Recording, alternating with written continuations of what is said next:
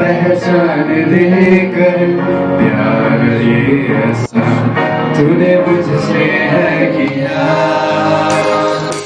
भूलूंगा ना कभी मैं तुझसे ही हूँ मसीह मैं, जीवन ये मेरा तुझे अर्पण कर दिया।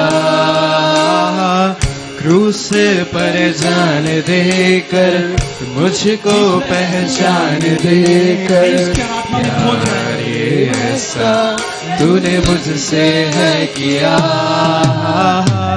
भूलूंगा ना कभी मैं मुझसे ही हूँ मसीह मैं, जीवन ये मेरा तुझे अर्पण है किया। बन के स्तुति आया हूँ मैं तेरे पास प्रभु, हो कबूल तुझको मेरी हर सांस प्रभु। बन के स्तुति आया हूँ मैं तेरे पास प्रभु, हो कबूल तुझको मेरी हर सांस प्रभु।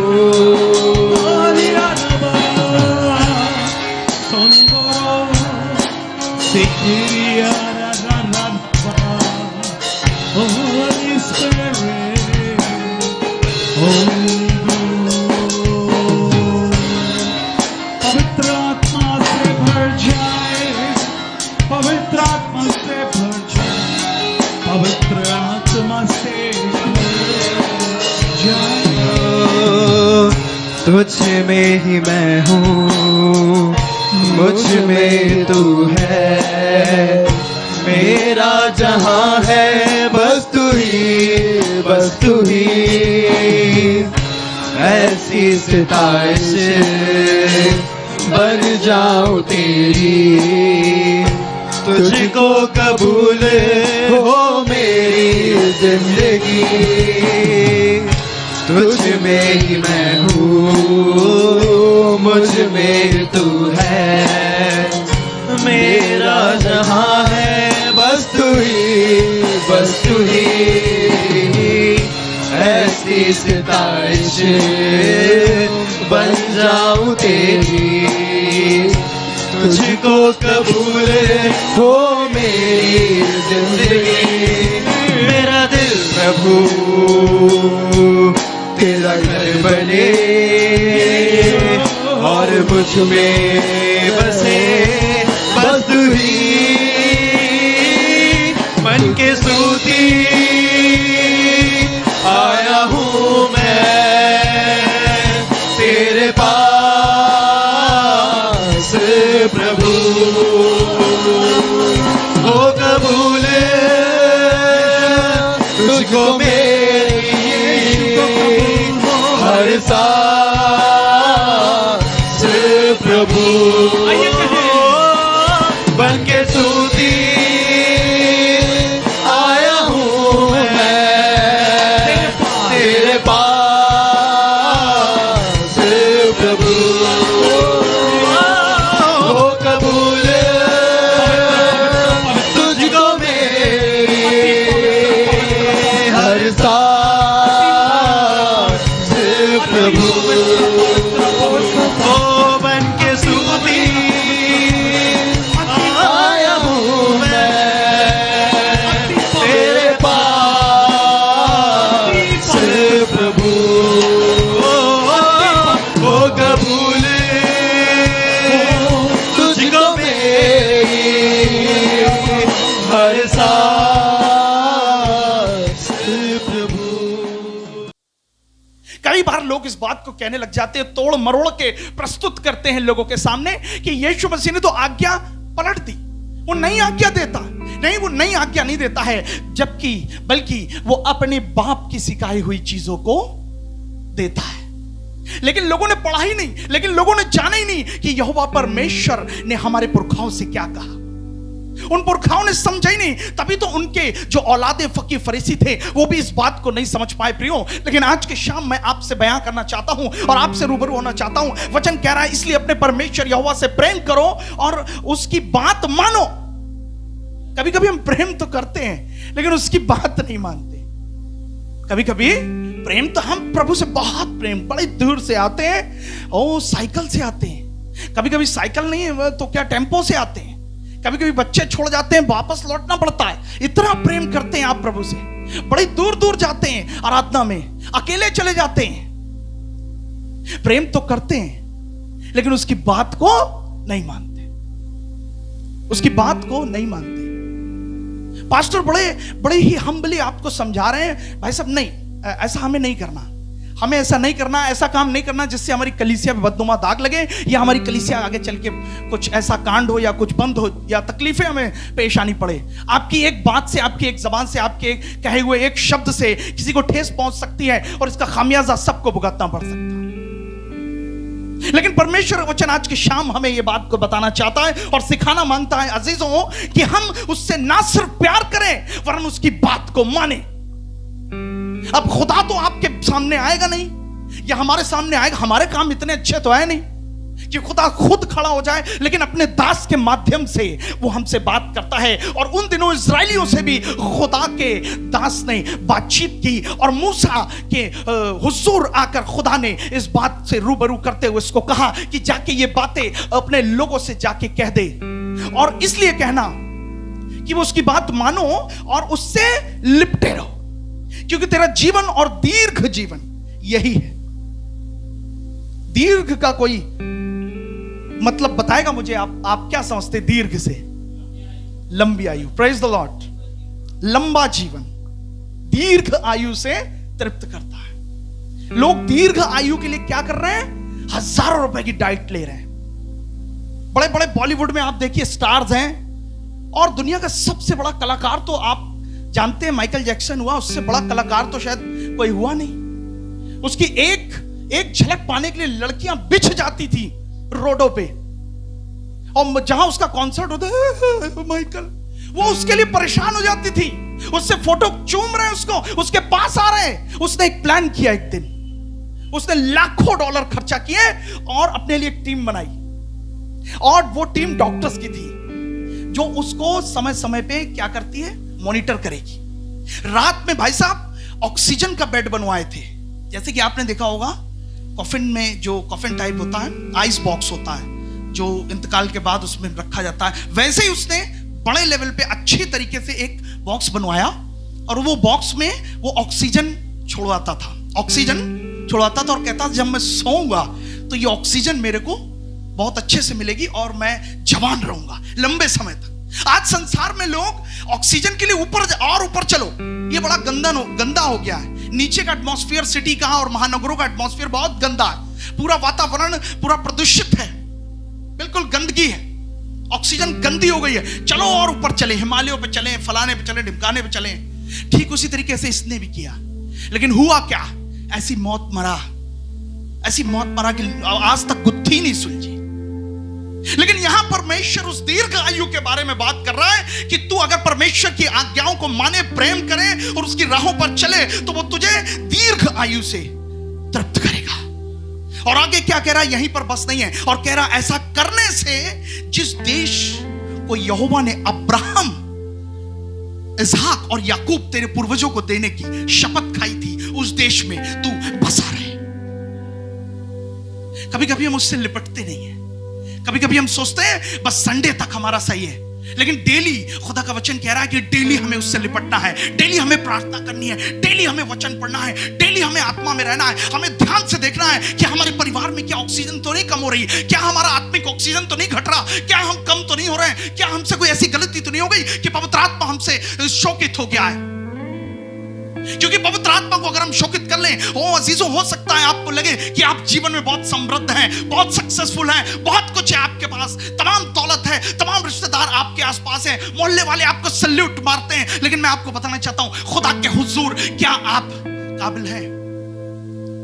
क्या हम काबिल हैं? फौज में आप तभी तक नौकरी कर सकते हो जब तक फौज के नियम को मानो। खुदा के फजल से मुझे 2.5-3 साल इंडियन एयरफोर्स के हॉस्पिटल में काम करने का मौका मिला, और मैं आपको बताना चाहता हूं, जो छोटे लेवल से बड़े लेवल तक के ऑफिसर्स हुआ करते थे, अगर कोई कॉर्पोरल है या कोई सार्जेंट है या वारंट ऑफिसर है, तो जो सबसे ऊपर होते थे उनसे ऊपर स्क्वाड्रन लीडर, विंग कमांडर या ग्रुप कैप्टन, अंकल समझ रहे होंगे मेरी बात को, तो अगर उन्होंने जो कह दिया सो कह दिया। कभी कभी एयरमैन आते थे, कहते थे साइमन ये नौकरी तो, हमने कहा सर आपको तो अच्छी सैलरी है सब कुछ। अरे छोड़ यार, 24 घंटे की नौकरी है हमारी। अगर हमें बुला लिया जाए तो पता चले हम खाना खा रहे हैं बच्चों के साथ, तो हमें कॉल आ गई अर्जेंट पहुंचना है, वर्दी में पहुंचना, तुरंत इमीडिएट पहुंचना है। क्यों? क्योंकि आपको फौज में रहना है तो फौज के नियम फॉलो करने पड़ेंगे। अगर आप नहीं कर सकते तो लिख के दे दीजिए और आप बर्खास्त हो जाएंगे। ठीक उसी तरीके से मैं आपको बताना चाहता हूं, अनंत जीवन में अगर अभी पूछा जाए किसी से भी कि अनंत जीवन में स्वर्ग की राहों पे कौन जाना चाहेगा, तो सब अपने हाथ को आगे आगे खड़ा कर देंगे। लेकिन मैं आपको बताना चाहता हूं, अगर अनंत जीवन में हमें प्रवेश करना है तो हमें परमेश्वर के मुताबिक प्रवेश करना होगा। हम अपना रूल रेगुलेशन नहीं बना सकते। हम ये नहीं कह सकते कि टाइट ऐसा करते हैं, अगले महीने इस महीने की मिला के दे देंगे, ऐसा करते हैं इस संडे नहीं नेक्स्ट संडे चलते हैं, ऐसा करते हैं प्रेजेंट वर्शिप का हमें मिला है हम टाल देते हैं दूसरों पे, आज हमारे पास बहुत काम है, आज हमारे पास बहुत चीजें। लेकिन नहीं, खुदा का वचन कह रहा है कि तुम उससे प्रेम करो, पहली बात। दूसरी बात, उसकी बात मानो। तीसरी चीज, उससे लिपटे रहो। जब हम उससे लिपटे रहेंगे तो वो हमें दीर्घायु देगा, हमें जीवन देगा, हमारे बच्चों को फलहाने पाएंगे, फ्रूटफुल होने पाएंगे, सक्सेसफुल होने पाएंगे। जैसे ही अब्राहम ने खुदा की राहों को चुना और वो अपने घर से अलग हो गया, भले ही अपने कुटुंबियों से अलग हो गया, अपने वंश से अलग हो गया, खुदा ने तुरंत उसको कैच किया और उसके बेटों को कैच किया। जैसे आप खुदा की राहों पे चलते हैं तो सबसे पहले वो आपके बच्चों को कैच करता है, वो आपके बच्चों को सक्सेसफुली सक्सेस देता है, पोटेंशियल तक पहुंचाता है। तुरंत उसने इसहाक को पकड़ा, तुरंत उसने याकूब और एसाव पे अपनी निगाहें की। और आज यही जिक्र मैं आपके साथ करना चाहूंगा। अगर आप निकालें उत्पत्ति की पुस्तक 32-24, जी हां जी, 32-24। यहां पर प्रियो, एसाव से आप पूरी कहानी पढ़ चुके होंगे। एसाव अपने भाई से मिलने के लिए याकूब जा रहा है, अपने परिवार को लेकर जा रहा है, लेकिन बड़ा घबराया हुआ है, भयभीत है, क्योंकि इसने धोखा किया था। आप सभी जानते हैं, आपको बार बार पढ़ाने की जरूरत नहीं, आप पढ़ सकते हैं घर में इससे पहले जाकर। लेकिन जो मेरा मजमून मैं उसमें वापस आऊंगा। और यहां पर लिखा है, और याकूब आप अकेला रह गया था, तब कोई पुरुष आकर पांव फटने तक उससे मल्लयुद्ध करता रहा। जब उसने देखा कि मैं याकूब पर प्रबल नहीं होता, तब उसकी जांग की नस को छुआ और याकूब की जांग की नस उससे मल्लयुद्ध करते चल गई। आगे लिखा है, तब उसने कहा मुझे जाने दे, क्योंकि भोर होने वाला है। याकूब ने कहा, जब तक तू मुझे आशीर्वाद ना दे तब तक मैं तुझे ना जाने दूंगा।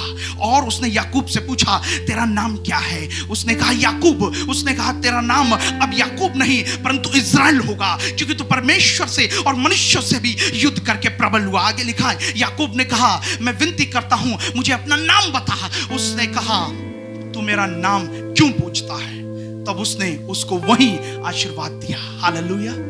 याकूब इस बात को नहीं समझ पा रहा था कि मैं मल्लयुद्ध किससे कर रहा हूं, लेकिन एक बात वो बहुत अच्छे से समझ चुका था अजीजों, क्योंकि खुदा के रूह ने उस पे इस बात को जाहिर किया था, दर्शन दिखाया था। वो सो रहा था और उसको दिखाई दिया कि स्वर्ग का दरवाजा खुल गया है और सीढ़ियों से सरदूत ऊपर आ रहे हैं और जा रहे हैं। और यहां पर जब मल्लयुद्ध हो रहा है तो वो ये समझ गया, ये कोई हल्की फुल्की चीज नहीं है जो मेरे सामने खड़ा है, मैं जिससे युद्ध कर रहा हूं ये कोई हल्की चीज नहीं जान पड़ती, ये बहुत बड़ी चीज है। और आज ये मौका है मेरे पास, आज मैं इससे लिपट जाऊं, आज मैं इसको छोड़ूंगा नहीं। आज जब तक तू मुझे बरकत नहीं देगा मैं नहीं छोड़ूंगा। मार पीट नोच घसोट पटक उठा, प्यासा रहूंगा, भूखा रहूंगा, लेकिन नहीं, मुझे बरकत चाहिए।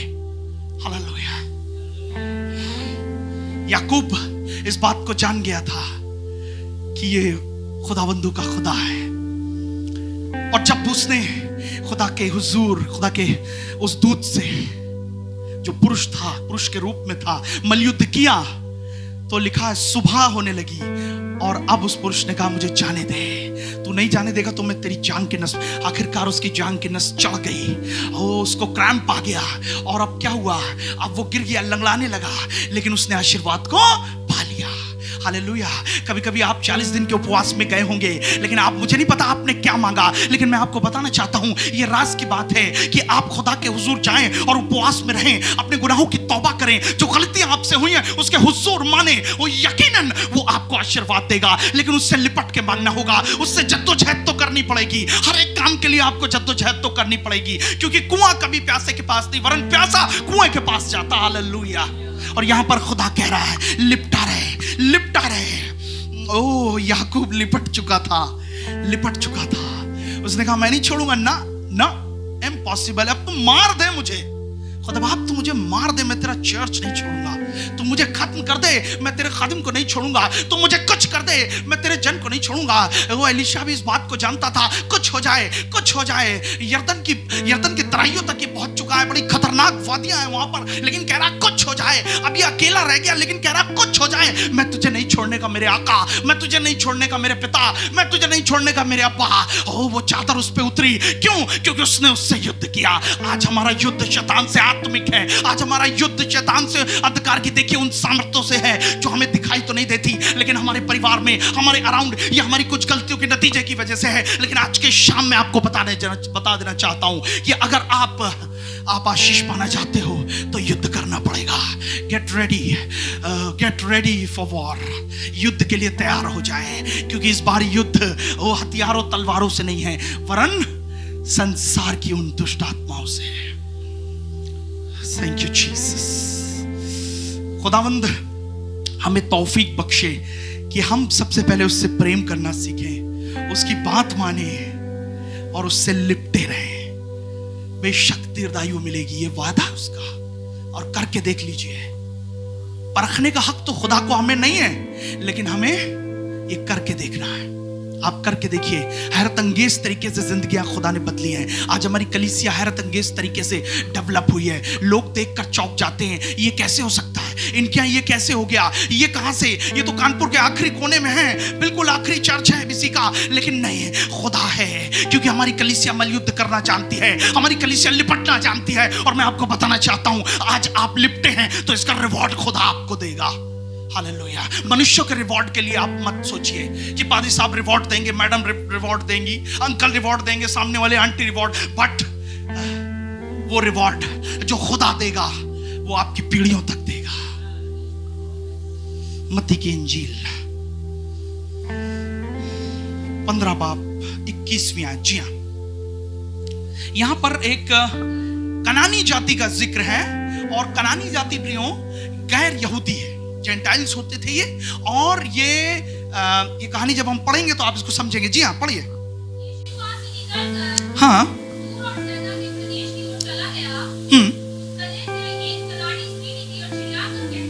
हाँ,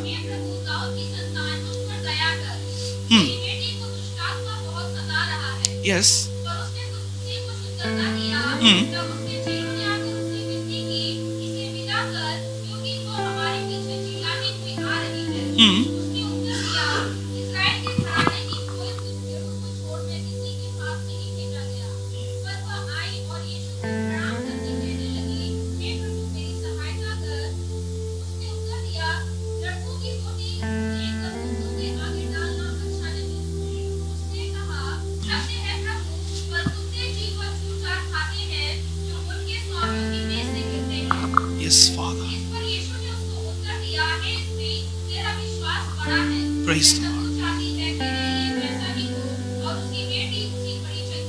Praise the Lord. Hallelujah. यहां पर यीशु मसीह सूर और सैदा के प्रदेश में गए हुए हैं। ये गैर यहूदी लोग हैं, और यहां पर एक कनानी स्त्री यीशु मसीह को देखकर चिल्लाती हुई इसके पीछे आ रही है, और क्या कह रही पता? हे दाऊद की संतान हम पर दया कर, हे दाऊद की संतान हम पर दया कर। ये इस कदर चिल्ला रही है, ये इस कदर परमेश्वर को देखने के लिए, परमेश्वर से मिलने के लिए गुहाई लगा रही है, विनती कर रही है। शायद रो भी रही होगी, इसके दिल में बहुत खेद था, लेकिन इसके अंदर वो डिजायर थी कि खुदा को देख लूंगी और अपनी बेटी के लिए जीवन मांग लूंगी। लेकिन ये क्या, जब ये खुदा के पास आई तो खुदावंद यीशु मसीह ने इस बात को कहा, मैं यहूदियों को छोड़कर छोड़कर, अपनी खुदा की भेड़ इजराइल की छोड़ी हुई भेड़ों को छोड़कर किसी और के लिए नहीं आया हूं। लेकिन ये क्या, इसने कहा नहीं नहीं नहीं, मुझे आशीष दे, नहीं मेरी बेटी को चंगा कर, नहीं मेरी बेटी को चंगा कर। ओ यहां पर चेले भी परेशान हो गए, अरे प्रभु छोड़ दो भैया, इसका कुछ करो भला, ये तो हमें खा जाएगी, ये उसकी बेटी को ठीक करो चलकर। और वहां पर क्या हुआ, खुदावंद यीशु मसीह ने इस बात को कह दिया कि जो है लड़कों की रोटी लेकर कुत्तों के आगे डालना अच्छी बात नहीं, उचित नहीं है। ये यहां पर खुदा ने उस स्त्री को यह बता दिया कि जो कुत्ते हैं, जो कुत्ते हैं उनके आगे हम रोटियां नहीं डालते। लेकिन ये स्त्री और नम्र हो गई, ये और दीन हो गई। इसने कहा अब तो कुत्ते भी चूर चार मालिक का ही खाते हैं प्रभु, जब वो फेंकता तभी तो वो खाते हैं। लेकिन इसको एक बात मालूम थी कि ये राजाओं का राजा है, ये प्रभुओं का प्रभु है, ये कुछ भी कहता रहेगा। आज मुझे इस आत्मा में युद्ध करना है, आज मुझे अपनी बेटी का जीवन चाहिए, आज मुझे अपनी बेटी को ले जाना है, और ये मुझे देगा, जरूर देगा, क्योंकि वो रहम करने में आगे रहता है। और लिखा है, इस पर यीशु ने उसको उत्तर दिया, हे स्त्री, तेरा विश्वास बड़ा है। हालेलुया। कलीसिया अपने हाथों को उठाकर कहे, खुदा बाप हमें बड़ा विश्वास दे, यीशु से बड़ा विश्वास दे, बड़ा विश्वास दे। हम भी प्रभु चंगाइयों को देखें, हम भी छुटकारे को देखें यीशु, हम भी तेरे उद्धार को देखें प्रभु। और प्रभु जिन तक उद्धार नहीं पहुंचा है उन तक उद्धार पहुंचाने पाए। हाँ प्रभु।